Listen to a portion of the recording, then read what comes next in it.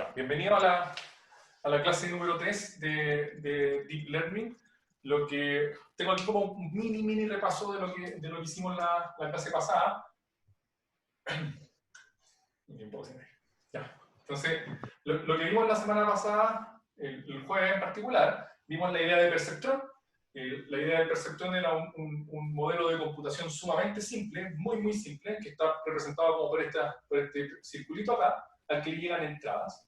Y lo que hicimos, bueno, después de que estudiamos el perceptrón, estudiamos las funciones de activación para el perceptrón, y después lo último que hicimos fue poner todos los perceptrones, y vimos un ejemplo de varios perceptrones trabajando en conjunto, y después generalizamos un poquito esa idea en este diagrama, que son varios perceptrones pegados unos con otros. Y en particular, lo que yo les decía en la clase pasada es que íbamos a suponer, noten que todo esto lo estoy dibujando como circulito, ¿ya? Pero en general, dicho, lo que vamos a hacer es rápidamente olvidarnos de esos circulitos, pero la idea era que cada uno de estos era un perceptrón que estaba conectado a este otro, que no es perceptrón realmente, que es lo que se llama como una entrada. Algunas partes van a ver que esas se le llaman como neuronas de entrada, pero en general nosotros le vamos a llamar como señal de entrada o característica de entrada. Entonces está la entrada, esas entradas con los valores se conectan a los perceptrones de esta línea, que son todos como paralelos. Todos ellos tienen como la función de activación y sus vallas, si ustedes se acuerdan, sus vallas respectivos. Y después, cuando estos perceptrones calculan su valor, si ustedes se acuerdan, el valor se calculaba como tomo la entrada y la multiplico por los pesos que estaban asociados a las entradas de cada perceptrón. Después de que pasa por la función de activación, eso va a dar una salida. En este caso le llamamos H la salida, H1, H2 hasta HR. Esas salidas van a entrar como entrada a este último perceptrón, que tiene una función de activación y cuya salida que va a ser a partir de la función de activación aplicada a la suma ponderada de todas las salidas de estos perceptrones anteriores con los pesos de entrada de ese perceptrón, y eso me va a dar la salida que le vamos a llamar I. Entonces, al final de la clase, lo último que hicimos fue como eliminar todo este dibujo, porque finalmente, como eran puras sumas y multiplicaciones las que estaba haciendo, más aplicaciones de funciones, podíamos escribir todo este diagrama en dos ecuaciones sumamente simples. ¿Cuál era la idea de esta ecuación? Que lo que yo tenía era que esta H de acá iba a significar como las salidas de todas las neuronas que están aquí, todos estos perceptrones que están acá. CH de aquí iba a ser simplemente la función de activación. Y aquí no está claro por qué tenía que ser la misma para todos los perceptrones. La función de activación aplicado a la multiplicación de este vector por esta matriz más este vector de acá. ¿Cuál es la idea de este vector? Este vector tiene simplemente todas las entradas de la red. Esa matriz de ahí es una matriz que era de tamaño F. Bueno, aquí le puse una F. No sé si usé exactamente eso la clase pasada, pero ahora en adelante va a ser F. Entonces aquí tengo X1, X2 hasta XF. F por cantidad de características, features. Tengo esta matriz de aquí va a ser de tamaño F por la cantidad de neuronas, R, de acá. Y este vector de acá iba a ser de tamaño R. Y lo que vamos a hacer es aplicarle a esto que resultaba aquí era un vector, le aplicaba la función de activación y eso me daba H. Y la gracia es que ese H después se lo podía pasar aquí adentro a esta otra función y me daba la idea. Entonces, y así terminaba la clase pasada, lo que se ve lindo como una red, finalmente no lo vamos a mirar más como tan lindo como una red, sino que simplemente lo vamos a mirar como una ecuación. Algunas personas pueden decir que las ecuaciones son más lindas que la red. A mí me gustan harto las ecuaciones porque la red es como que o sea, como estos dibujos te confunden un poco. En la ecuación está sumamente claro. Salvo que tengo que decir cuáles son las dimensiones. Y creo que eso fue lo último que hicimos. En este caso, el W era una matriz que tenía dimensiones F, en este caso es F por R. El X era un vector de valores. De hecho, también les había dicho que lo que iba a hacer era tratar de usar otro font, a pesar de que no se puede hacer en la pizarra, pero la idea es que no se confundan. Este es un vector que tiene dimensión F. El B era un vector que tenía dimensión R. Y lo que pasaba realmente, finalmente, es que el H iba a ser un vector que también iba a tener dimensión. Y de la misma forma podríamos empezar a ver cuáles son las dimensiones en esta salida. Entonces, lo que no alcancé a hacer en la clase pasada, y voy a partir con esto esta clase, es que uno se podría preguntar como, noten que finalmente lo que tengo es una función. Si lo que estoy haciendo es calcular una función de la entrada, mi input es X, y lo que estoy haciendo es calcular una función a partir de componer dos funciones que son bien simples. ¿Sí? La composición es simplemente como suma y multiplicaciones con una función, y esta va a ser la crucial, que va a ser una función no lineal, y luego voy a hacer lo mismo con lo que resulte de acá, lo voy a hacer de nuevo una aplicación que se llama como lineal, porque no es lineal, le llaman afín, porque es como una transformación lineal para una suma, pero no importa, son puras multiplicaciones y sumas. Y luego una función que se llama función de salida, que no es necesariamente una función no lineal, pero una función de salida, eso es lo que.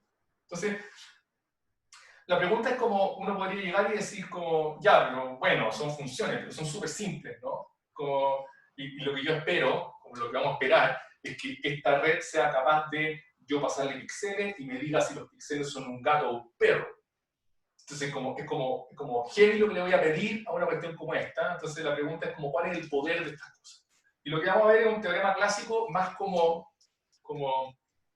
decirlo? Más como cultura general. No vamos a demostrar el teorema, pero sí podemos discutir acerca de la implicancia, que se llama el teorema universal de aproximación. Entonces, se llama Universal Approximation Theorem.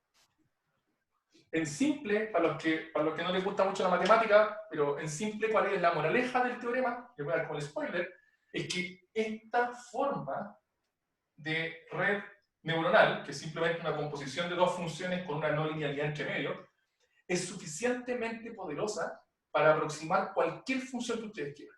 ¿Ya? Entonces, es súper heavy el teorema. Es como muy heavy. Lo que me dice es como que esta cuestión que se ve como súper humilde es, a ver, como para cualquier función que ustedes quieran, siempre van a poder construir una cuestión de estas que es súper humilde, que es capaz de aproximar esta otra función tan cerca como ustedes quieran. La función es cualquiera. Es muy extremo, lo que ustedes quieran. Bueno, va a tener que ser una función continua, pero pidámosle algo un poquito, ¿ya? Entonces, eso va a ser como la idea. Ya, entonces voy a enunciar el teorema, ¿no? Entonces, sí, ¿Cómo se llama la cuestión, el UAT? ya, La voy sigla. a exponerlo en inglés, pero porque no tengo una buena traducción, ¿sí? Entonces lo voy a escribir porque así les queda para siempre. Se llama Universal Approximation. No sé si el approximation es con 2P o con una. Ya me metí en. Ya, chao, lo voy a hacer en español. Se llama Teorema de aproximación universal. ¿Ya? Entonces se llama el teorema de aproximación universal. ¿Por qué no me gusta mucho escribirlo? Porque no sé si es el teorema universal de aproximación o teorema, pero bien, ¿ya? Entonces, en general, cuando ustedes lo busquen por ahí, lo van a encontrar como UAT. ¿Ya? Entonces, ¿qué es lo que dice el teorema? El teorema dice lo voy a enunciar y lo vamos a discutir, sea f una función continua que va de, ¿se está viendo? Sí. El 0, 1K, o sea, aquí tengo el intervalo de números reales 0, 1. K quiere decir que puedo tener K inputs de números entre 0 y 1, y lo que me entrega va a ser un solo valor entre 0 y 1. ¿Sí? Esa es la función, una función continua así. Entonces, lo que dice es que para todo epsilon mayor que 0, existe, aquí lo voy a escribir de la forma que lo tengo acá, entonces existe matriz B, matriz W, vector B, y matriz U, de hecho ese U también es un vector, pero lo voy a tratar de hacer igual que la definición que tengo aquí, tal que f de x igual a sigmoid de x por W más B, y todo eso por U, cumple esto. Cumple con que la distancia entre f de x y f grande de x es menor que epsilon para todo x. Bueno, para todo x que pertenece a 0K, 0,1K. Entonces, miremos el teorema un poco. Ahí está. Miremos el teorema un poco. La verdad es que puede verse como muy extraño, pero no lo es tanto, ¿ya? Entonces, ¿qué es lo que... Desmenucémoslo un poco. ¿Qué es lo que tenemos? Tenemos una función continua que toma una tupla de valores de entrada, o sea, son valores entre 0 y 1, son reales, ¿ya? Entonces eso va a ser un poquito más general que lo que hemos estado pensando nosotros aquí inicialmente, que suponemos que son puros 0 y 1 en la entrada. Entonces, tengo una tupla de valores reales entre 0 y 1, como input a esta función que me entrega un valor entre 0 y 1. ¿Sí? Entonces, ¿qué es lo que me dice el teorema? Me dice que existen estas tres cosas, W, B y U, Noten que W es una matriz que yo voy a multiplicar por este vector. B se ve igual que el bias que tenemos aquí. Noten que esta parte de acá, de hecho, bueno, lo voy a hacer así. Esta parte de acá se ve igual que la primera capa de nuestra red. ¿Sí? Si estuvieran ustedes en vivo, yo les diría así como que me hagan así con la cabeza, pero supongo que me están entendiendo, si no me preguntan. Lo que estoy diciendo es que después esta salida, lo que resulta de acá, lo voy a multiplicar por 1. Entonces, si se dan cuenta, es como que todo esto de acá lo estoy metiendo aquí, lo estoy multiplicando por 1.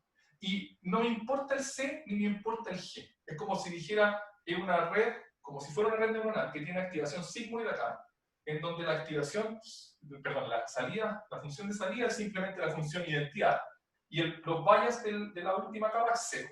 Eso es lo que me está diciendo. ¿Sí? Entonces, si se dan cuenta, esta F grande es realmente una red neuronal súper simple, chiquitita. O sea, chiquitita porque tiene tiene como una capa de acá y una salida, con salida, identidad y sin bias en la salida. Y lo que me está diciendo es que, aquí está como la típica de cálculo, ¿no? Para todo epsilon mayor que como que no importa lo que tú quieras acercarte, porque el epsilon después lo vamos a meter aquí, en esta diferencia de acá. Entonces, es como, elige un epsilon. Tú puedes elegir un epsilon, 0,000001. Ese es tu epsilon. Entonces, para ese epsilon siempre van a existir estas matrices que están aquí, tal que esta función, que es como la salida de una red neuronal de una sola capa escondida, está tan cerca como tú quieras de la función continua. ¿Qué significa tan cerca como tú quieras? Que para todos los x de entrada, la diferencia entre las dos funciones es menor que epsilon. ¿Sí? Entonces, este teorema es sumamente poderoso. ¿Sí? Noten que como que me dice como, ¿sabéis qué? Esta cuestión que se ve como súper simple, la verdad es que puede aproximar tanto como tú quieras a cualquier función. Ya, se acabó, ¿no? Entonces inmediatamente uno dice ya. Se acabó en el sentido de que estas redes son suficientemente poderosas, incluso si tengo una sola capa escondida. Recuerden que aquí se le llama una sola capa escondida. ¿Ya? Entonces, ahora ustedes me alegan o me preguntan y después vamos a desmenuzar para ver cuáles son como los pros y los contras de esto. ¿Ya? Sí, pregúntame, no. Sí, yo tengo una duda. O sea, está diciendo que todas las funciones la podemos aproximar como eso, como sig de toda esa cuestión. Sí. Qué brutal. Sí, pues es súper extremo. De hecho, alguien como matemático, no sé si hay gente del DIM acá, del departamento de matemática, cuando yo vi esto primero, lo discutí con algunas personas del DIM, realmente lo que está diciendo es como que las funciones computadas por redes neuronales de una sola capa escondida son densas en el conjunto de todas las posibles funciones. Es como cubren todo el espacio. Eso es lo que me está diciendo. Esa es como la definición de densidad. Y claro, hay una demostración que tiene que ver con teoría de la medida y un montón de cosas como bien fancy, pero no es realmente importante para nosotros, para nuestro efecto. Para nuestro efecto es importante que con esto nos basta, entre comillas. ¿Por qué? Porque este es el típico teorema que es bacán para un matemático, ¿no? Como el matemático dice, ya, ¿sabéis qué? Para cualquier función que ustedes quieran siempre existen esas valores de. Pero ¿qué quiere un computín?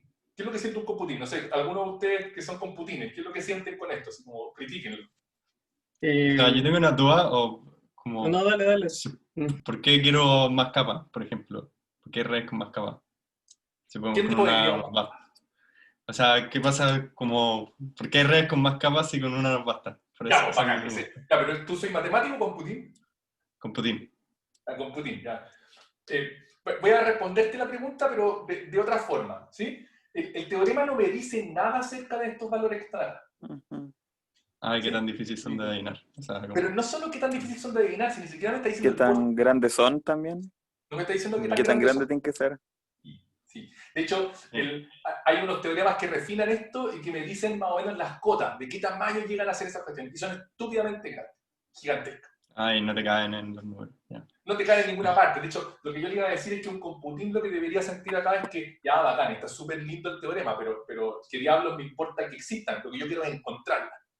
¿Sí? Entonces, eso es otro negocio. El negocio del teorema universal de aproximación, o de aproximación universal, me dice que se puede en teoría. Entonces, lo que nosotros vamos a tratar de hacer es ver qué tan bien se comporta este teorema en la práctica realmente. Entonces, como de partida, si es que estas cotas son muy grandes, ¿qué quiere decir eso? Que si la cantidad, los tamaños de estas matrices son gigantescas, entonces realmente la práctica no me va a servir. Y ahí es donde voy a responder la pregunta que me estaba haciendo el compañero de como, bueno, ¿para qué uso más capas? ¿Ya? no me voy a meter mucho en eso porque si no me puedo quedar pegado, pero lo que uno puede demostrar es que, en general, si tú tienes una capa que es muy ancha, de hecho, ya voy a decirlo y eso me va a permitir seguir con la siguiente parte. Así que como que si esta capa es muy ancha, lo que yo puedo hacer es cambiar esa amplitud por profundidad, ¿sí? Y una pregunta que uno se podría hacer como, ya, bueno, pero si tenía una cuestión que ancha como de 1 millón y la tienes que cambiar por 1 millón de capas, es como no ganaste en nada, ¿sí? Y hay hartos resultados en computación teórica que dicen que cuestiones que son de tamaño exponencial acá se pueden cambiar por una cantidad lineal de cosas en profundidad. Y ustedes debieran estar acostumbrados a eso, porque si ustedes, no sé, pues imagínense que lo típico pasa con fórmulas lógicas. Las fórmulas lógicas pueden ser gigantes, pero si yo empiezo a ponerle, como a hacerlas como de a pedazos, como a agrupar algunos de esos operadores, yo puedo hacer como varios grupos que son más chicos, y los puedo ir calculando de a pedazos, ¿sí? El típico, voy a meter un poco de keyword aquí, como la típica relación entre CNF y DNF que tenemos en lógica, ¿ya? Entonces, pero esos son resultados más teóricos del lado de la computación, no nos van a ayudar mucho realmente aquí, pero la idea es que si uno cambia amplitud por profundidad, por más capas, lo que podía ser exponencial se convierte en lineal en cantidad de capas, ¿sí? O algo que yo necesito una cantidad n de neuronas con una sola capa, puedo cambiarla por una cantidad de neuronas de tamaño logarítmica y con profundidad logarítmica, o constante incluso, ¿sí? Entonces, de hecho, puedo cambiar por tamaño constante y profundidad logarítmica. Entonces, la idea es que todas estas cosas son en teoría, porque en la práctica realmente, finalmente lo que vamos a tratar de hacer es como buscar qué es lo que quiero hacer. Pero, cuando ustedes lleguen y les tiren como el teorema universal de aproximación en la mesa, tienen que tener cuidado, o sea, es un teorema súper lindo que nos va a asegurar ciertas cosas, pero no nos va a servir realmente mucho en la práctica, ¿ya? Hay una pregunta. Sí, no, el f de x y la f grande que escribiste ahí, ¿nos falta el más c? Aquí, la verdad es que tú decís como falta el más c, no lo necesito. Yeah. De hecho, esa es la gracia de este teorema. De hecho, nota que no necesito el c, ni necesito la función de output. El teorema universal... Ahí escribiste sigmoid. ¿Cómo? Escribiste sigmoid, entonces yo pensé que había asumido que el g era sigmoid. Sí, o sea, no, mira, a ver, para que no nos enredemos, ¿sí? Lo que estoy haciendo es como esto, ¿ya? De hecho, tal vez un poco rápido, pero lo que estoy haciendo es como esto. Estoy diciendo como la primera capa es sigmoid de XW más B. Y la segunda capa es simplemente H por 1. Y eso es lo que estoy diciendo. Entonces, claro, tú me podrías preguntar, bueno, ¿y por qué no le pusiste bias acá? Porque no lo necesito. O sea, con el bias 0 me sirve. Ay, ¿por qué no le pusiste una función de activación o de salida acá? Porque no la necesito tampoco. Y los matemáticos en general lo que quieren es como sacarle todas las cosas que no son necesarias. El teorema funciona también si tú le pones más c acá y le pones una función de salida. Igual funciona. Pero si no se la pones, todavía funciona. Eso es lo que te dice, que son más poderosas de lo que tú podías esperar todavía. ¿Ya? Profe, Dale. una consulta. Dale tú. Buena. ¿Tú no estabas ahí hace rato? No sé, ya. Hable. Ya, mira, tengo una consulta con respecto al UAT. ¿Esto no nos limita de alguna forma que las redes neuronales solamente puedan representar funciones o pueden representar o más que funciones? ¿Qué es lo que es más que una función? Buena pregunta, porque al final en sí nos encerramos a lo que es la matemática, pues, o sea, ceros y unos. Entonces nos acaba un poco de eso. Ya, podemos discutirlo después más en detalle, pero cuando nosotros estamos en el computador siempre va a computar una función. O sea, yo tengo inputs que le voy a pasar a un programa en el computador y el programa me va a dar un output. Eso es una función por donde lo miremos. ¿Sí? Entonces, cuando nosotros tenemos el computador, lo que vamos a estar haciendo es computando funciones. Ahora, alguien me podría decir, pero mirar mirar una foto y decirme si hay un gato o no, ¿eso no es una función? Sí, una función, pues. O sea, el input es una foto y el output es sí, si hay un gato o no, si no hay un gato. ¿Sí? Ahora, alguien me podría decir, pero es que no se puede definir matemáticamente, ya es otra cosa, la función existe. De hecho, lo que te dice este teorema es que no solo se puede definir matemáticamente, sino que, bueno, tiene que ser continua, y ahí es donde hay como un detallito, pero en general la función de determinar si una foto es un gato o no es continua. Después podemos discutirlo también más en detalle. Como es muy continua. ¿Sí? Pero lo que me está diciendo esto es que me voy a poder aproximar. ¿Sí? Ya, pero discutamos eso de funciones después mejor, porque igual como que se pone medio filosófico el tema. Profe, tengo otra pregunta. Profe, Dale. Había alguien antes que mí. sí. No, que creo que ya me respondió la pregunta un poco con lo último que dijo, pero entonces la función f minúscula sería como la composición de las capas, o sea, como de las funciones. No. La Como el- función f minúscula es la que yo quiero obtener. Es la función que toma... O sea, sí, la que realmente describe el problema. el problema, ¿sí? La Ya. que me dice si mañana va a llover. No sé si esa es una función, pero igual es una función. Puede ser que no exista, que no se pueda computar, pero es una función. Claro, entonces en este caso sería como la salida I igual a F compuesto con G, o sea, en el caso anterior. Pero usted lo está aproximando a el F grande. Sí, lo que pasa es que lo que estoy haciendo es, ya, tal vez fue más, ya, olvídense de los detalles de acá, ¿ya? Así como, con esto voy a hacer No, sí, sí. ¿ya? Olvídate de los detalles. Lo único que Ujú. tú tienes que ver acá es que F está computada por una red neuronal de una sola capa escondida. Ujú. Lo escribí medio extraño, ¿sí? Para el próximo semestre lo voy a escribir un poquito mejor para que esté claro que es una red neuronal lo que estoy haciendo aquí. ¿Ya? No, sí, pero no me complica esa parte. Ya, pero Como que la F asumí nomás. grande es una red neuronal. F chica es la función que tú quieres aproximar. Ya, Es ya, una función perfecto. tan general como determinar cuál va a ser el precio de tu acción favorita mañana. Ya, ¿Sí? ya, perfecto. Gracias. Ya, bacán. Ya, otra cosa que no me han preguntado. Y había una pregunta más. Esta es la última y después seguimos. Vamos, pregunta más. El mismo teorema está demostrado con otra cosa que no sea sigmoid ni que sea una Bacán. función de actividad como las Palo blanco, antes. porque exactamente es lo que iba a decir ahora. ¿Sí? Aquí pusimos una función sigmoid y alguien podría decir, pucha, pero teníamos un montón de funciones de activación. El teorema inicialmente se demostró con sigmoid y después se generalizó a cualquier función que no sea constante y que esté acotada por arriba y por abajo. Entonces, noten que sigmoid está acotado. Si nosotros ponemos el 0 aquí, sigmoid es así, ¿no? Aquí está el 1. Entonces está acotado por arriba y por abajo por valores fijos. El tan h también está acotado por arriba y por abajo por valores fijos. También me va a servir, yo podría poner tan h ahí. Cualquier función que yo ponga ahí que no sea constante, que no sea una línea, va a funcionar. Entonces, ahí viene la otra pregunta. Bueno, ¿y qué pasa si pongo ReLU? Entonces, con ReLU no funciona el teorema. Pero, para que no se estresen, pero si yo puedo usar dos capas de ReLU y convertir una ReLU en una cuestión que se ve como así. De hecho, se los puedo dejar como de... O sea, con dos capas yo puedo simular una función que se ve así, por ejemplo. Claro. Que esencialmente es súper simple. Lo que hago es mover la ReLU para el lado allá y después restarla. Entonces, una sube y la otra baja, serían constantes. ¿Ya? Entonces, si yo quiero poner ReLU acá, no me va a funcionar con una sola capa escondida, pero si pongo ReLU necesito dos capas escondidas. Y sigue siendo igual de bacán el teorema, ¿no? O sea, como con dos capas escondidas va a funcionar. Ya, perfecto. Entonces, esencialmente, este teorema es cierto para cualquier función no lineal. Si la función es una línea o una constante, no va a funcionar. ¿Sí? De hecho, eso me lleva como a un punto justo antes de generalizar todo. Tratemos de mirar acá. ¿Qué pasaría si yo llego y pongo esta función? Pongámosla primero la parte, como la forma más fácil, como si no hubiese realmente una función. Si esta cuestión fuera totalmente, si la función de activación fuera la identidad en los dos lados. ¿Sí?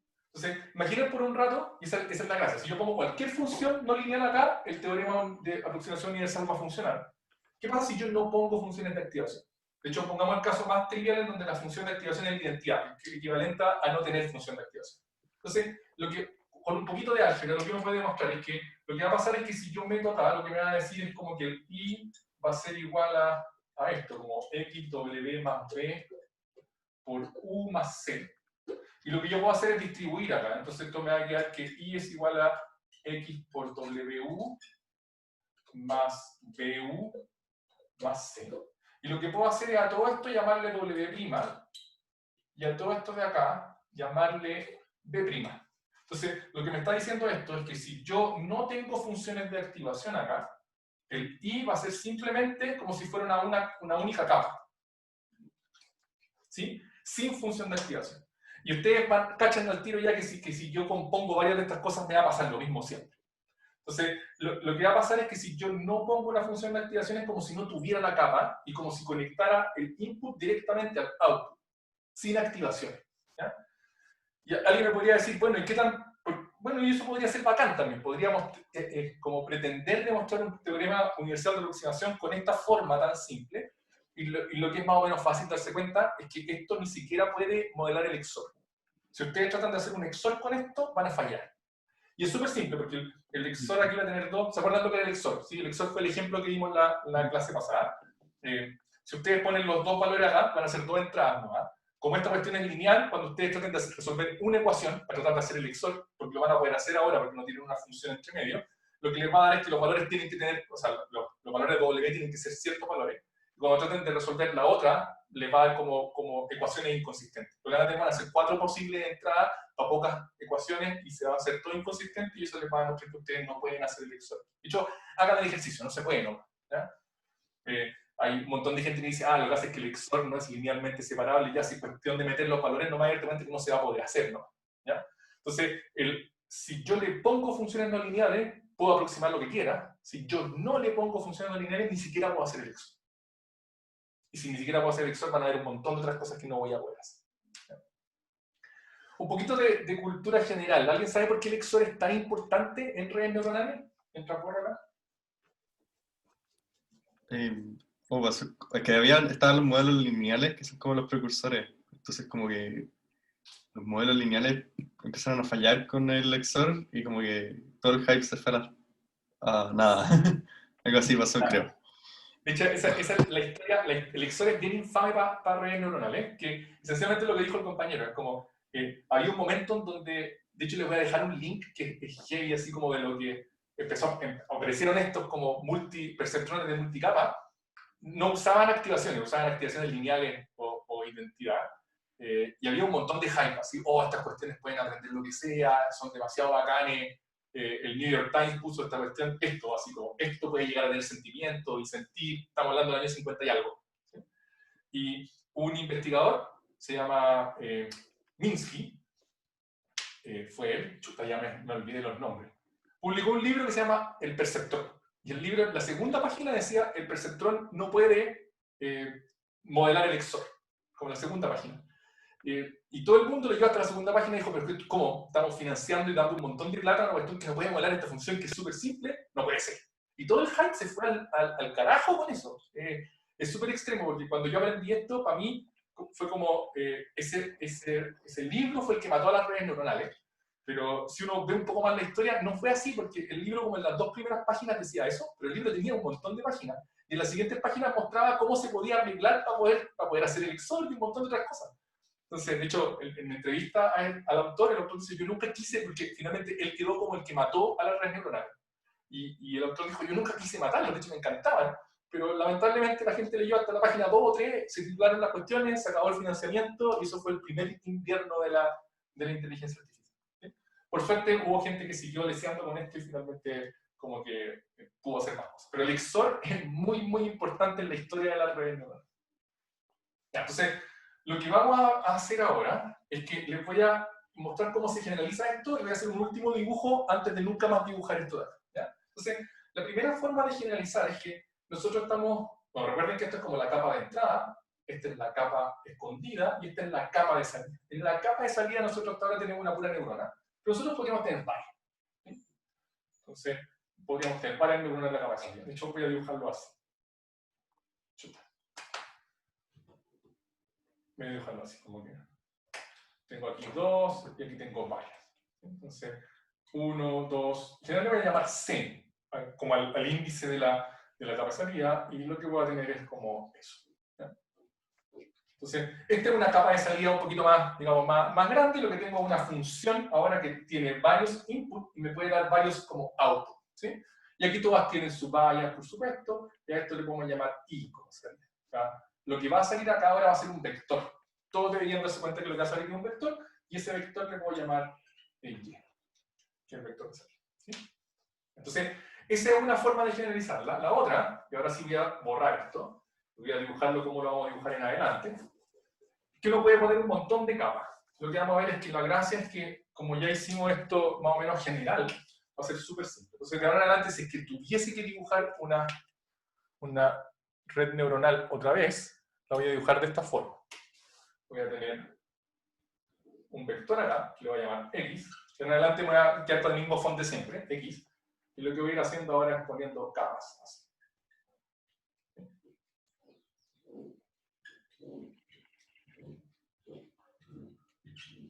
Hasta que me aburra de poner capas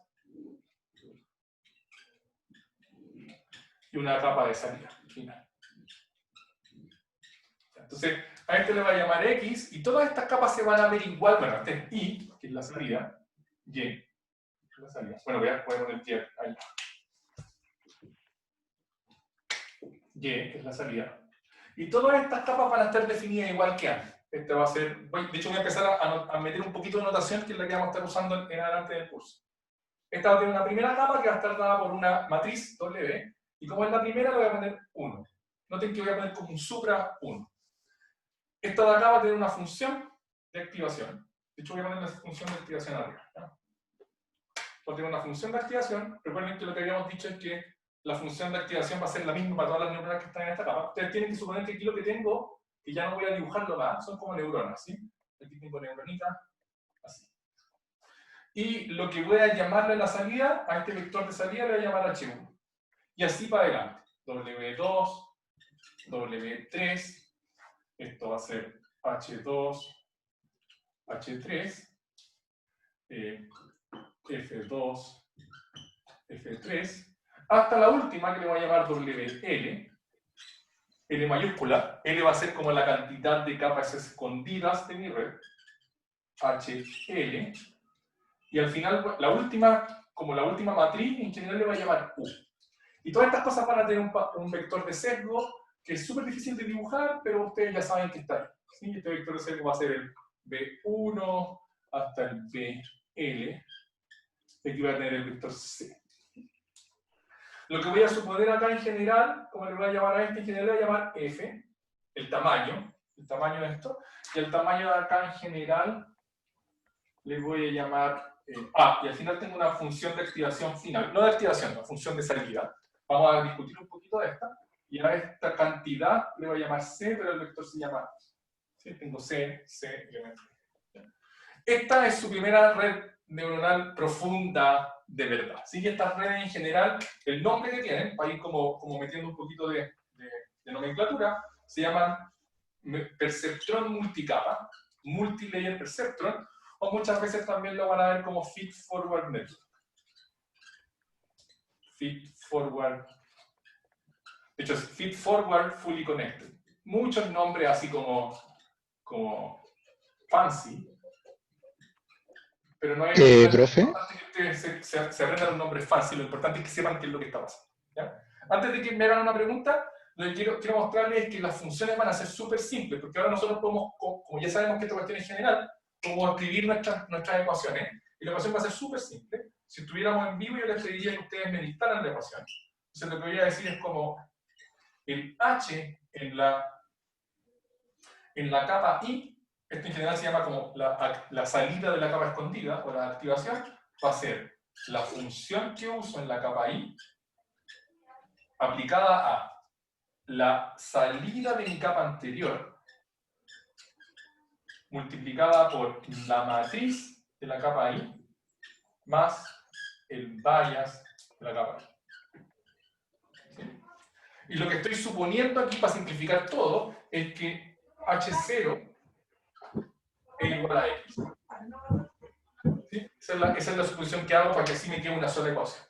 Y la ecuación de salida, esto es importante, porque esta es como la ecuación que me va diciendo cómo avanzan las capas en esta red neuronal, en NLP. Lo importante es la salida. La salida va a ser G, la función de salida, aplicada a la última capa escondida, HL, multiplicada por U, más el vector de sesgo de la última salida. Cosas que todavía no sé si tienen dudas de esto. Cuando les diga dudas, traten de preguntarme cosas que no entendieron de esta parte, no como generalizaciones. Las generalizaciones dejémoslas para después, ¿ya? Recuerden que yo me puedo quedar, si quieren me quedo una hora después conversando con ustedes. Pero traten de preguntarme dudas, cosas que no entiendan aquí. ¿Ya? Profe, ¿qué era el W? ¿Perdón? ¿La matriz W qué era? ¿La matriz W qué era? Sí. Chuta, estamos... bueno, anda a ver el video anterior con mucho detalle. Te voy a decir una respuesta rápida, ¿ya? Estas son neuronas, y las neuronas están conectadas, las de un lado están conectadas con toda la otra. Cada una de esas conexiones tiene un peso. Ese peso es un valor que nosotros vimos en la clase pasada, que es mucho más fácil ponerlo dentro de una matriz para poder hacer esta implementación como directa, en un vector por una matriz, sin tener que estar haciendo como multiplicar peso por entrada y sumar todos. ¿Sí? Espero que haya respondido a tu pregunta. Si no la respondí, anda a ver el video, porque si no te voy a quedar como muy pegado. ¿La más preguntas? ¿Sí? Sí, Profe, En la está salida ocupando en la salida de la red, cuando puso llave C, ¿se refiere a que el vector I tiene el mismo tamaño que C? ¿A eso se ya, refiere? buena pregunta, y eso me lleva a que mejor miremos esto con más detalle. ¿Ya? Entonces, lo primero es que noten que lo que define a esta red, lo que la define así como si yo tuviera que como describirla completa, lo que la está definiendo son nada más que estas matrices que están acá. Si yo digo cuáles son esas, bueno, más todos los vectores que están arriba de la función, eso es lo que define. Ahora, cuando yo defino una matriz, en general lo que a mí me interesa es decir cuáles son las dimensiones de esa matriz. Entonces, si yo miro este W de acá, la dimensión de esa matriz va a estar dada por la cantidad de neuronas a la entrada y la cantidad de neuronas en la primera capa escondida. ¿Sí? Entonces, si yo tuviera otro color, aquí podría irle poniendo, tengo otro color, pero ustedes no lo notan. ¿Sí? Entonces, en general, a nosotros nos va a interesar mucho, cuando hagamos alguna de estas redes, decir cuántas neuronas hay en cada capa. ¿Ya? Entonces, déjenme ver si... La red funciona con este color. Veamos si se ve. ¿Ya? Entonces, lo que yo voy a decir es que en esta capa, en la primera, voy a tener D1. ¿Se alcanza a ver o no? No se ve nada. No, eso no. No se ve. No se ve. Déjenme... Entonces, lo que yo siempre voy a querer decir es cuántas neuronas hay en cada capa. Entonces, a la cantidad de neuronas en la primera capa, escondida, le voy a llamar D1. A la cantidad de neuronas en la segunda capa le voy a llamar D2. En general le voy a llamar D sub I a la cantidad de neuronas. La cantidad de neuronas en la entrada, que esencialmente a estas en general no le llamamos neuronas, le llamamos como característica, yo voy a decir que es F. Que es la cantidad de features que tiene mi input. ¿Qué es F? Si tengo una foto de 10 por 10, entonces va a ser 100 píxeles. F va a ser 100, porque van a ser los píxeles que tengo ahí. ¿Ya? Y la salida va a tener una cantidad C de neuronas. ¿Por qué le llamo C? Ojo, que ese es C grande, este es C chica. Este es el vector, ese C es como la cantidad. ¿Por qué le llamo C? Porque en general va a estar, bueno, F acá porque es la cantidad de características, features, y C es porque en general vamos a usar estas redes para clasificar. Entonces, lo que vamos a tener aquí es una neurona por cada clase. Y cuando estemos clasificando, que eso lo vamos a discutir en un ratito más, cuando estemos clasificando, nosotros vamos a mirar las activaciones de esas neuronas, y la que sea como el valor más alto es la que yo voy a decir que la neurona me está diciendo que esta es la clase que corresponde a lo que estoy tratando de clasificar. ¿Ya? Entonces, cosas que son importantes. Que si yo les pregunto, todavía me queda espacio aquí, si yo les pregunto de qué dimensión es WI, ¿alguien me podría responder? Ya, nadie me quiere responder, no importa. Es de dimensión de I-1, DI. ¿Sí? ¿Por qué? Porque la W3 lo que tiene es las dimensiones de la neurona de la capa anterior por la dimensión de la capa a la que está llegando estos parámetros. ¿Sí? Entonces, y va a ser muy importante que ustedes siempre que diseñen una de estas redes sepan cuántas neuronas hay en cada, porque ustedes lo van a tener que decidir cuántas neuronas van a poner en cada capa, pero además que estén chequeando que estas matrices que ustedes van creando tengan las dimensiones correctas. De hecho, muchos de ustedes lo que les va a pasar cuando empiecen a usar librerías más bacanes es que uno de los errores más comunes es que la librería les va a decir no, las dimensiones de tus parámetros no están correctas. ¿Qué significa eso? Que pusiste mal, como que dijiste este parámetro de aquí tiene, no sé, va a ser de 10 por 20 y este de acá va a ser de 15 por 30 y ese no puede ser de 15 por 30 porque la dimensión inicial de este tiene que ser igual a la segunda dimensión de este de acá. ¿Ya? Entonces es súper importante, esto siempre se tiene que cumplir. Y aquí estoy suponiendo para simplificar todo que D0 es igual a F. ¿Sí? Y DL+1, el último, es igual a C, que es la cantidad de clases que voy a hacer. Ya, pregunta hasta acá. Me molesta un poco que sea un supraíndice. Siento que es como una derivada. Ya, deberían haber varias cosas que les molesten aquí. ¿Ya? Pero yo la hago así por un tema pedagógico importante. ¿Por qué? Porque, no sé quién, creo que fue Adrián el que me habló, lo que te va a pasar es que aquí tenéis una matriz, tenéis varias matrices, ¿cierto? Pero tú alguna vez te vayas a querer referir a la posición IJ de esta matriz. Entonces, si tú ponías un subíndice acá, la vas a embarrar. ¿Se entendió? Ah, ya. Sí, sí. ¿Ya? Entonces, estas cuestiones no son un objeto como atómico, son un objeto que adentro tiene un montón de cosas. Y después vamos a tener tensores, ahí va a ser la embarrada. Entonces, el supraíndice es una cuestión que pedagógicamente me ha funcionado súper bien para solucionar ese problema. ¿Ya? Lo otro es que voy a meter un poquito de nomenclatura. Si es que no hay más preguntas como específicas, voy a meter un poquitito de nomenclatura. En general, a estas redes se les llama feed-forward. Antes de la nomenclatura. No, vamos, feed-forward primero. Entonces, se le llama feed-forward por una razón súper simple. Como que los datos entran acá y fluyen hasta el final. ¿Sí? Se entregan por acá y todas las conexiones van hacia adelante y llegan hasta el final y me da la salida. Entonces se llama feed-forward. De hecho, las redes convolucionales, por ejemplo, también son feed-forward, también van en una sola dirección. Y esta se llama fully connected porque cada una de las capas que están continuas, una seguida de la otra, todas las neuronas de una capa están conectadas con todas las neuronas de la otra. Ahora, ninguna de esas cosas es necesario imaginárselas si uno tiene las fórmulas claras. Si uno tiene las fórmulas claras, se acabó. Esto es lo que están haciendo las redes, no están haciendo ninguna otra cosa. Profe, Sí, pregúntame no. aprovechando eso que son varias capas que como así, muy hablando en simple, al final como esta recursión que se está haciendo no hace que sea muy pesada, sobre todo cuando tenemos muchos datos. Ya, Como- primero, no hay ni una recursión.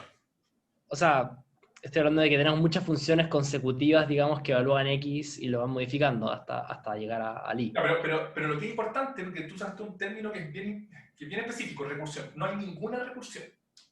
Porque las ¿Ya? funciones son todas Lo distintas, único que además. hay es operaciones una tras Sí. otra. Obvio. No hay nada como que se devuelva. No es recursivo esto.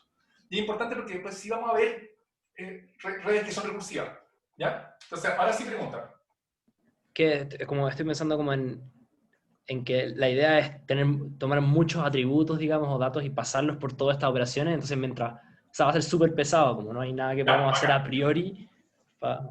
Ya, es súper buena la pregunta porque me lleva a otra cosa que les quería decir. No sé si alguien como que haya estado en álgebra lineal o que sea más matemático, porque esto me lo han dicho siempre, pero a ustedes parece que no les molesta que yo haya puesto el vector al lado izquierdo de la matriz. Típicamente cuando uno está haciendo cuestiones como lineales, álgebra lineal, etc., uno pone el vector al lado derecho. ¿Ya? ¿Por qué lo puse al lado izquierdo? Porque la cuestión va a ser más extrema. No sé cómo se llama el que me preguntó. Recuerden, traté de decir su nombre para poder mencionarlo. Pero lo que va a pasar realmente va a ser lo siguiente. Trata de seguirme a aquel que sea que me haya preguntado y los demás también. Simón, si acaso. Simón, ya. Entonces, Simón. Lo que es importante, Simón, es que en general nosotros no vamos a tener un solo ejemplo. Porque nosotros vamos a tener un input, ¿cierto? Y el input lo vamos a pasar para adelante.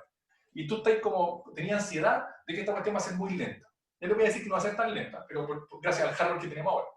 Pero hay otra cuestión adicional, que en general, cuando nosotros estemos usando, en particular entrenando, no hemos visto nada de entrenamiento ni nada por el estilo, pero cuando estemos entrenando esta red, nosotros no le vamos a pasar un solo input, sino que le vamos a pasar cientos de inputs. No sé, 200 inputs, 500 inputs. Y lo que vamos a hacer es que, nota que yo puedo pasar un input acá y pasa hasta el final, y si yo le paso otro input, las dos pasadas de ese input son independientes. O sea, si la red está fija, que yo le paso un input hasta el final y después le pase otro, se pueden hacer en paralelo, no hay problema. ¿Sí? De hecho, en general, lo que nosotros vamos a hacer va a ser lo siguiente. ¿Se alcanza a ver? Aquí no se va a alcanzar a ver todo. Entonces, pensemos en la primera capa y después les va a quedar muy claro qué es lo que está pasando para adelante. ¿Sí? La primera capa se ve así, se ve como H1 es igual a F1 de X por W1 más B1. Esa es la primera capa. ¿Sí? ¿Se alcanza a ver? Perfecto. Ya, entonces, ahí se ve la primera capa. En general, esto de acá va a ser un vector de una sola dimensión. Si lo quieren pensar como en en el contexto de vectores, digamos, de álgebra lineal, esta cuestión va a ser así. Va a ser como x1, x2, hasta x sub f. Pero lo que yo voy a querer es pasarle varios de estos. De hecho, aquí, lamentablemente, voy a tener que poner un supra de nuevo. Entonces, este es el x1. Pero yo además le voy a querer pasar un x2, un x3, hasta un xb. Después van a saber por qué se llama b mayúscula. ¿Sí? Y cada uno de estos va a ser un vector. Entonces, el truco que voy a poder hacer, que no es un truco realmente, pero me voy a poder aprovechar del hardware después, es que yo puedo suponer que todo esto está en una sola matriz. Y todo esto es una matriz. A la que yo le voy a llamar X. ¿Sí? La gracia es que si yo le llamo X a esta matriz, yo puedo escribir la ecuación de arriba igual como la escribí antes. Y esto me va a dar así, X grande. ¿Sí? No va a haber ningún problema. Y la gracia es que esa X grande lo que va a tener es siempre en su primera componente, va a tener estaqueados todos los ejemplos que yo quiero usar. Que es como la dimensión 0, cuando ustedes estén programando ya, la dimensión 0 siempre va a ser la dimensión de la cantidad de ejemplos que yo le voy a pasar a la red. La cantidad de inputs que le voy a pasar a la red. ¿Sí? Entonces, a eso en general se le va a llamar batch, ¿ya? Pero esos términos los vamos a empezar a ver después. Entonces, la gracia es que en general nosotros vamos a querer que la primera dimensión, la dimensión 0, sea la dimensión que me indica cuál es mi input. Y todas las otras dimensiones, en este caso como tenemos vectores nomás, la otra dimensión va a ser una única dimensión de las características. Pero después cuando tengamos imágenes, lo que de nuevo quiero es que tengo varias imágenes estaqueadas, unas con otras. La primera dimensión, la dimensión 0, va a ser la dimensión que me dice cuál es mi input, y las otras dos dimensiones van a ser el ancho y el alto de cada una de las imágenes.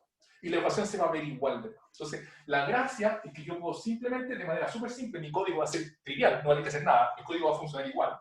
Simplemente porque puse esta cuestión al otro lado, y voy a tener siempre el patch en el lado izquierdo. Y este en general, esa H ya no va a ser una H chica, sino que va a ser una H grande, ¿no?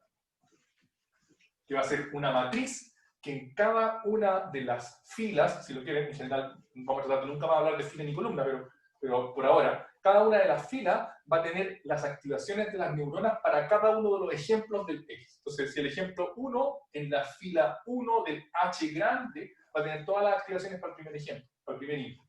En el N va a tener todas las activaciones para el ejemplo. ¿Ya? Entonces, lo único que hice, creo que era Simón o Samuel, no sé, lo único que hice fue complicar aún más el problema, porque lo que estaba diciendo el compañero es que le preocupaba que hubiesen muchas operaciones, que fuera muy pesado para el computador, y yo ahora más encima le dije que no siquiera que va a ser un solo vector, sino que una matriz, y hacerlo muy grande.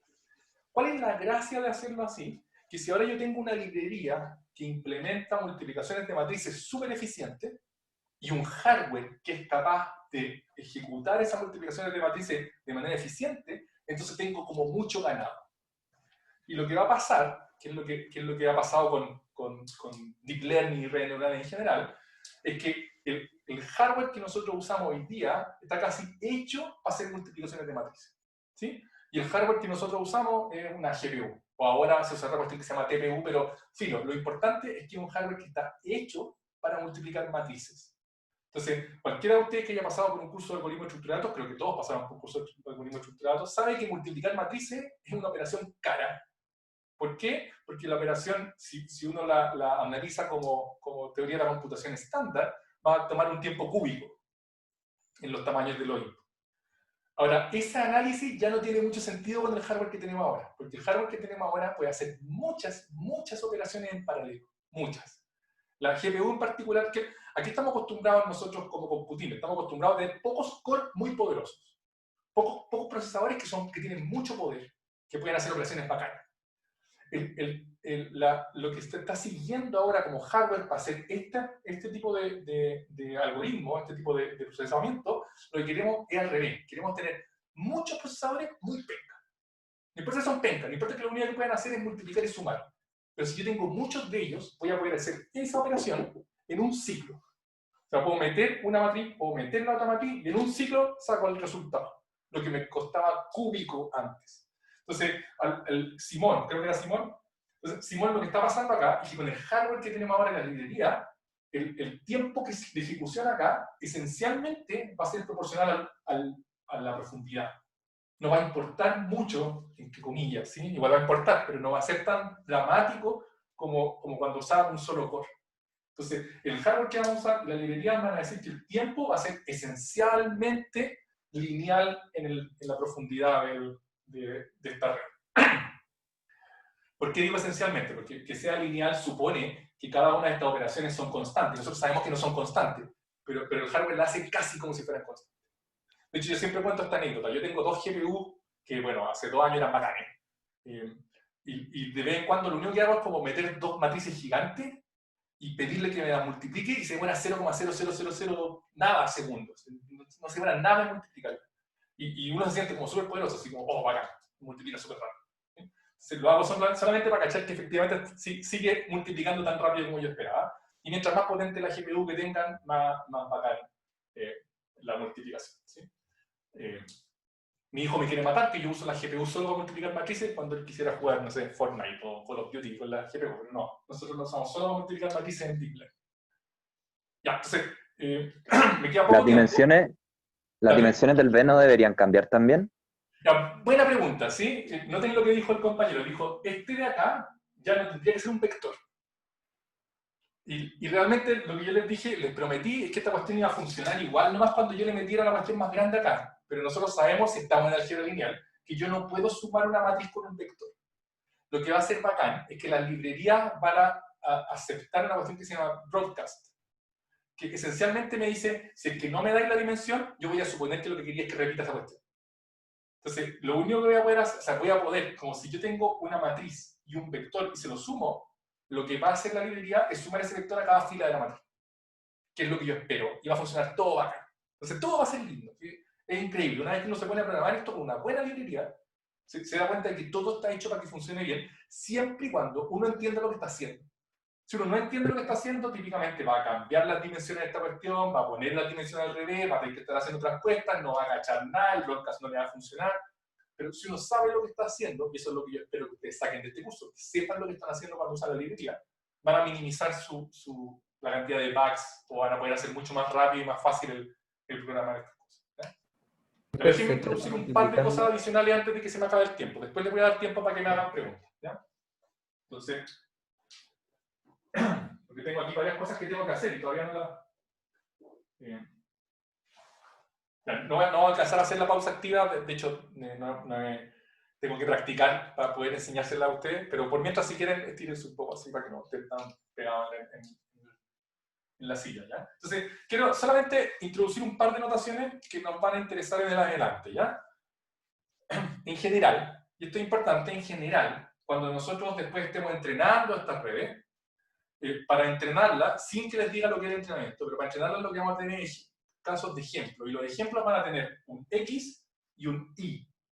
Y la idea del ejemplo es que uno va a decir como, si es que yo tengo este input, yo espero que este sea mi output, ¿ya? Entonces, el problema es que si le ponemos I a la salida de la red, vamos a tener como un mismatch en los nombres. Entonces, en general, que es como una nomenclatura que voy a usar yo, y ustedes la van a ver en distintas partes por ahí, en general, la I que sale de la red, la vamos a llamar I gorro.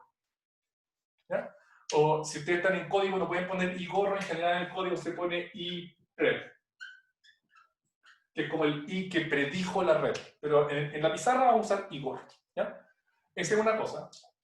Y otra es que, para no estar dibujando siempre toda esta fórmula, y como yo sé que ese I gorro es una función de X, la nomenclatura que voy a introducir también es que en general cuando la red esté clara, nosotros sabemos cuál es la red que estamos usando, al I le voy a llamar forward de X. ¿Ya? Eso es simplemente una nomenclatura. La nomenclatura es que cuando yo tenga una red, tengo X como input, y gorro va a ser la salida de la red, y a la salida siempre la voy a llamar forward de X, que es como, toma el X, pásalo para adelante. Y ese va a ser el gorro. Si el X son varios ejemplos, ese va a ser un X grande, y el forward de ese X grande me va a dar un Y grande, que van a ser las salidas para cada uno de los ejemplos. ¿Ya? Entonces recuerden, y gorro y forward. Ya les voy a pedir 5 minutos más, porque partimos un poco tarde y necesito decirle esto, porque no voy a hacer clase el próximo jueves, y ustedes van a tener una tarea. Entonces, lo último que nos falta para tener como claro cómo vamos a usar esto, cómo vamos a usarlo antes de entrenar. El entrenamiento lo va a partir después del 18. Entonces, lo último que nos falta es yo creo que necesito 8 minutos para que me entiendan esto y de ahí los libero, ¿ya? Disculpen, en general no me gusta usar más del tiempo que pretendo para la clase, que es de 1 hora. Eso es lo que estamos tratando de hacer algunos profesores, los del también. Entonces, ya sabemos bien cómo se llaman estos pesos, o sea, cuál es la idea de estos pesos. Hablamos mucho acerca de las funciones de activación. Entendemos casi todo, excepto que no hemos hablado de esta, de la función de salida, ¿ya? ¿Puedo tomar un poco de agua? Pues estoy quedando.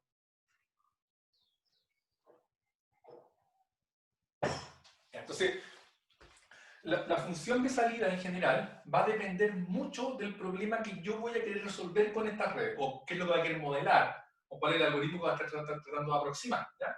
Entonces, en general, para simplificarnos la vida, nosotros vamos a suponer que todas las redes que nosotros construyamos, lo que van a estar cubriendo a la salida es una clasificación, ¿ya? Entonces, la clasificación esencialmente lo que voy a tener es como un conjunto de clases posibles en las que yo quiero meter mi input, y la red lo que tiene que decirme es a cuál clase corresponde. Eso es lo que yo quiero, ¿ya? Lo segundo es que en general, y eso va a ser importante por una razón técnica que vamos a ver un par de clases más adelante, en general yo voy a querer que la salida, que es una clasificación, yo la voy a interpretar como una distribución de probabilidad sobre las clases. ¿Qué significa eso? Yo voy a querer que, imagínense que las clases posibles, imagínense que el input es una foto, y lo único que quiero con mi red es que si mi red me diga si es que hay un gato, un perro, un canario o un auto en la foto. Entonces tengo 4 clases. Entonces, lo que yo voy a querer es que la salida de mi red, ese vector de allá, lo pueda interpretar como una distribución de probabilidad sobre las 4 clases. ¿Por qué eso es importante? Ya les dije, va a ser por una razón técnica, pero para efectos prácticos es porque después yo voy a mirar la salida y voy a decir, esta es la probabilidad que la red dice. A ver, es como si me dice 0.94 en gato, entonces lo que yo voy a decir es que con un 94% de probabilidad la red cree que esto es un gato. ¿Sí? Entonces, esencialmente lo que les estoy diciendo es que si yo tengo C clases, lo que voy a tratar de hacer, de interpretar el output, es que el I gorro sub I, de hecho voy a ponerle J para que sub J, lo quiero interpretar como la probabilidad de que X se clasifique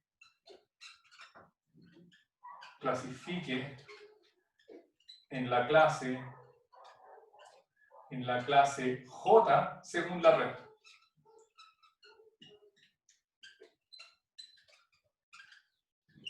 ¿Ya? No hice nada muy formal. Lo único que quiero es ser capaz de interpretarlo así. ¿Ya?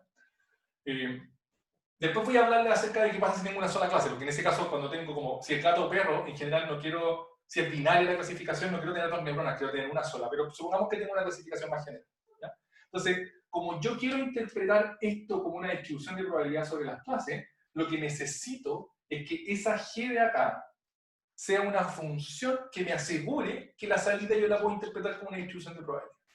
¿Sí? Entonces, si yo uso la función identidad, puede ser que esos números sean cualquier cosa. Entonces yo no lo voy a poder interpretar como una distribución de probabilidad. Entonces, lo que quiero es usar una función que cumpla 2 cosas. La primera es que deje todos los números como positivos y entre 0 y 1. Eso es lo primero. ¿Sí? Y lo segundo es que me asegure que todos suman 1. Que en total, todos suman 1. Entonces, si todos los números están entre 0 y 1 y en total suman 1, yo sé que eso lo puedo interpretar como una distribución de probabilidad. Puedo usar diversas funciones para eso, pero en general nosotros vamos a usar una por una razón teórica importante, pero por ahora simplemente se las voy a decir, ¿no? ¿Ya? Entonces, lo que nosotros vamos a ver es que en general cuando estemos clasificando esta función G, vamos a usar una función que se llama softmax. ¿Sí? Les voy a dar la definición nomás, como softmax va a ser una función que en general se la voy a aplicar a un conjunto de valores. Típicamente va a ser un vector, pero realmente se aplica a un conjunto, una bolsa de valores. Entonces lo voy a aplicar a un vector. Se lo voy a aplicar como le voy a decir así como activación 1, activación 2, activación C. Y el softmax me va a dar como salida varios valores. Los valores les voy a decir S1, S2, hasta S100. Y el valor SI va a estar definido por la siguiente fórmula. SI va a estar definido por la fórmula que dice, como voy a tener la exponencial al valor a sub i dividido por la sumatoria desde j igual 1 hasta c de la exponencial de a sub j. ¿Qué es lo que estoy diciendo con la fórmula? No es una fórmula, bueno, si uno la mira puede parecer como un poco complicado, pero realmente es súper simple. Lo que estoy diciendo es como, para calcular el valor i de allá, lo que voy a hacer es tomar la exponencial de su correspondiente en la entrada y normalizarla por la suma de todas las exponenciales de. Entonces, lo primero que ustedes tienen que notar es que si yo, primero, si calculo esta exponencial, los números van a ser positivos, y cuando yo la divido por la sumatoria de todos los otros números, lo que va a pasar es que van a estar todos entre 0 y 1. ¿Sí? Y van a sumar 1. Esa va a ser la gracia. Si yo sumo todos esos valores, me va a dar 1. Todos van a estar entre 0 y 1 y van a ser todos, bueno, van a ser eso, van a ser todos entre 0 y 1 y van a sumar 1. Eso me va a permitir interpretarlo como una distribución de probabilidad. Ahora, importante, ¿alguien sabe por qué se llama softmax? Porque seguramente si alguno de ustedes han usado librería ya tienen que haber usado esto. La razón por la que se llama softmax es la siguiente. Todos ustedes son estudiantes de ingeniería, la mayoría de ustedes al menos, entonces ustedes deberían saber que la exponencial es una función que crece demasiado rápido.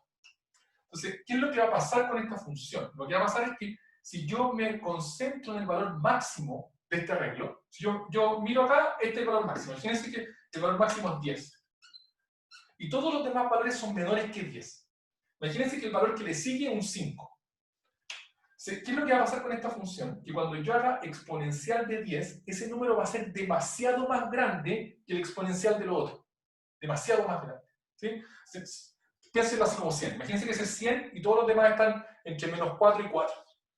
E elevado a 100 es demasiado más grande que e elevado a 4. Demasiado. Entonces, lo que va a pasar cuando yo haga esta operación de acá es que el valor máximo va a estar cuando yo tenga el valor máximo aquí, su correspondiente del softmax va a estar muy cercano a 1 y todos los demás van a estar muy cercanos a 0. Entonces, va a cumplir dos cosas el softmax. Bueno, entonces, ¿por qué se llama softmax? Porque realmente lo que está haciendo esta función es eligiendo el máximo. Pero no lo está eligiendo de manera hard, no está diciendo ahí está el máximo, sino que está generando una función donde el máximo valor del arreglo tiene un valor muy cercano a 1. ¿Qué tan cercano va a depender de qué tan lejos está de los otros números? Y todos los demás están muy cercanos a 0. Entonces se ve como un máximo, de hecho como un argmax, porque estoy eligiendo el máximo, no estoy diciendo cuál es el valor, estoy eligiéndolo, pero que no es hard, es suave, ¿sí? Se puede acercar a 1, de hecho nunca va a llegar a ser 1 y puro 0. Siempre va a estar como muy cerca de 1 y muy cerca de 0 los demás. ¿Ya? Eso respecto del softmax. Entonces en general vamos a usar softmax como activación, yo no le digo activación, le digo salida. ¿Sí? Cuando sea una clasificación binaria, así como 0 o 1, en general lo que vamos a usar es un sigmoid. Después podríamos discutir un poquito más acerca de esto, porque nosotros sabemos que el sigmoid de un solo valor me deja el valor entre 0 y 1, así que va a andar bien. ¿Ya? Ojo, última cosa respecto de softmax. Cuando yo aplique el softmax a la salida, eso me da una distribución de probabilidad sobre las clases. Pero cuando yo quiera decir cuál es la clase que está diciendo la red, en general lo que voy a hacer es tomar la que tiene el máximo. ¿Ya? Entonces, en general, cuando nosotros estemos usando la red, de hecho va a ser, después podemos discutir eso en la práctica. En la práctica, cuando uno usa la red, la usa nomás, no aplica softmax a la salida. Mira los valores y saca el máximo, se acabó. Porque sabe que el softmax lo único que va a hacer es tomar el máximo. Entonces alguien me podría preguntar, entonces, ¿por qué diablos usamos softmax? ¿Cómo funciona al final? La vamos a usar por una razón teórica, técnica, porque nos va a permitir después entrenar estas redes de mejor forma. ¿Sí? A partir, usando como técnicas de estadística, digamos, que se comportan súper bien. ¿Sí? Ya, eso es lo que les quería decir respecto de la función de salida. De hecho, les quiero decir una sola cosa más, porque alguien me podría decir, ¿por qué le dice función de salida y no función de activación? ¿Alguien ve una diferencia crucial entre esta función y las otras que usamos? Cualquier comentario me sirve. Ya me pasé un par de minutos más adicionales de lo que les dije, pero... Yo les voy a decir, una diferencia crucial es que las funciones de activación que nosotros habíamos visto antes, cuando yo se las aplico a las neuronas la función aplicada a una neurona es totalmente independiente de la función aplicada a la otra. No me importa realmente cuál es el valor de arriba para saber cuál es el valor de salida de esa neurona de ahí. En cambio, en el softmax, si ustedes ven la salida depende de todos los otros valores. Entonces, es bien interesante que no es como una función que yo aplique como punto a punto, como aplico la otra. O sea, como punto a punto, ¿qué significa? Que tengo un vector, tengo una función, y yo simplemente lo aplico puedo aplicar la función en paralelo, una posición a cada uno. ¿Sí? Softmax no. Lo que tengo que hacer es aplicar una función en ese valor, y para ese valor necesito saber todos los demás. No puedo aplicar la función de manera independiente a los valores de una red. Y eso lo va a hacer un poquito más difícil de calcular. De hecho, hay todo un tema que las librerías en general no la calculan, sino que hacen otras cosas para poder hacerlo un poquito más eficiente. Hay también un problema de estabilidad numérica. Hay varias cosas que ustedes van a tener que, de hecho, van a tener que sufrir con ellas en la primera tarea, que van a tener que implementar todo esto. ¿Sí? Entonces, eso termina la clase de hoy. Déjenme ver solamente si es que me falta alguna otra cosa. Ya, ¿qué es lo que vamos a empezar a ver a la vuelta del receso? ¿Sí? Lo que vamos a empezar a ver en la vuelta del receso, porque hasta ahora lo único que hicimos fue como construir una red, pero si se dan cuenta, esta red no hace nada mientras yo no ponga buenos parámetros aquí. Entonces, lo que vamos a empezar a ver a la vuelta del receso, a la vuelta del 18, es ver cómo diablo encuentro valores correctos acá, correctos en el sentido de que me sirvan para algo, para que mi red efectivamente solucione un problema. Y a eso le vamos a llamar entrenamiento. Eso es lo que vamos a empezar a ver. La tarea 1 no tiene nada que ver con entrenamiento, tiene que ver solamente con implementar. De hecho, lo único que tienen que hacer ustedes es implementar el forward de una red neuronal. Y después probarla con una red que yo se las voy a pasar. Ya eso termina la clase y ahora puedo responder preguntas todo el rato de aquí. Profe, tengo una duda yo, cortita. Sí, dale. Entonces, en base a lo que entendí, no tiene punto usar softmax en alguna capa intermedia, en las neuronas de capa intermedia. O sea, como que pierde un poco el sentido de lo que se busca. O... En general, lo que yo les dije es que ustedes pueden usar cualquier función acá, o el ustedes quieran. ¿Ya? Lo único que tienes que saber, ¿cuál es tu nombre? Ah, disculpa, Daniela. Daniela. Lo único que tienes que saber, Daniela, es cuál es el efecto de la función que tú vas a usar. Entonces, ¿qué pasa si tú usas softmax acá? Si tú usas softmax acá, lo que te va a pasar es que toda la información que viene la vas a perder, excepto por una, que es el valor máximo, por la forma en que funciona el softmax. Ya, sí. Entonces, Sí, se entiende. Puede ser que tú quieras que eso pase. Y si tú quieres que eso pase, entonces también usas softmax ahí. Pero si tú no quieres que eso pase, y tú lo único que quieres es como aproximar una función, posiblemente softmax es una mala decisión para una función intermedia. Cuando vayamos un poquito más avanzado y veamos otra arquitectura, vamos a cachar que softmax es bacán para un montón de cosas. En particular, cuando tú querías apagar todo y dejarlo solo prendido. Entonces, esta simulación, de hecho, así como para responderte en simple, softmax en general se usa cuando tú quieres elegir una cosa desde un conjunto. Entonces, si en tu red eso es lo que tú quieres hacer, bacán, usa softmax. Y cuando estemos viendo cómo podemos usar redes neuronales para simular, por ejemplo, memoria en un computador, softmax es lo que quería hacer. En la memoria del computador tú vayas a una posición y saques la memoria. ¿Sí? Entonces, softmax es lo que vamos a usar ahí, en esa posición. Pero no lo vamos a considerar como una función de activación, sino como una operación en la red. Entonces, por ejemplo, para una regresión lineal, no... Ya, ojo, no, yo dije aquí que íbamos a hacer solamente clasificación, ¿sí? Si tú disculpa. Si tú haces regresión, no tiene mucho sentido hacer softmax. Claro, de hecho, sí. Cuando tú haces regresión, en general lo que tú vayas a querer es tener una pura neurona. Ya se acabó la clase, entonces puedo borrarlo. Entonces, cuando tú querías hacer regresión, en general aquí lo que voy a tener es algo así. Voy a tener como una única neurona. Y la activación va a ser una activación lineal. De hecho, va a ser la identidad. En general, tú no usas nada más que eso. Eso es lo que haces cuando haces regresión. Pero nosotros no vamos a estar concentrados en regresión en este curso. A pesar de que muchas de las cosas, de hecho, cada vez que yo diga alguna cuestión, tú me puedes decir cómo se vería en regresión, y yo te voy a decir cómo se vería. Pero la mayor parte de las prácticas vamos a estar haciéndolas para clasificación. En regresión simplemente ponía una neurona y no ponís función de salida. Y también hay una razón buena de por qué no queréis poner una función de salida ahí. Y lo voy a discutir un poquito cuando veamos la parte más teórica. Ya, gracias. Ya. De nada. ¿Otra pregunta? ¿Profe? Sí. ¿Y existe como una red? Voy a detener el video. Chao, YouTube.